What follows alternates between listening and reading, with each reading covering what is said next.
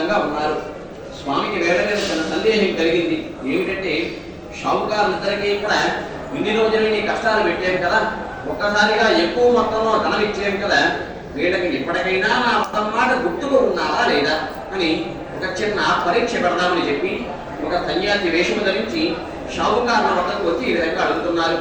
షావుకారులారా, ఈ రోజున ఏకాదశి మహాపర్వదినం.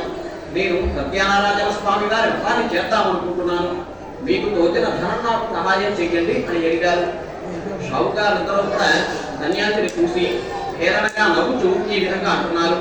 ఓ ఈ సన్యాసి, నీకు చూస్తే దొంగ సన్యాసిలా ఉన్నావు.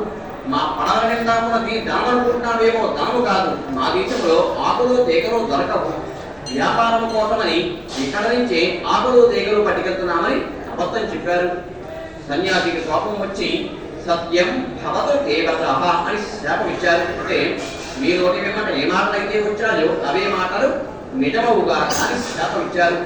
సన్యాసి శాపం వలన పడమడంగా ఉన్న ధనమంతా కూడా ఆకులు తీగలుగా మారిపోయింది.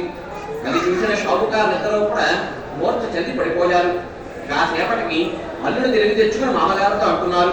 మామగారు, వచ్చింది మామూలు సన్యాసి కాదయ్యా, ఎందుకంటే మానవులు ఎవరు కూడా ఈ విధంగా చెయ్యలేరు.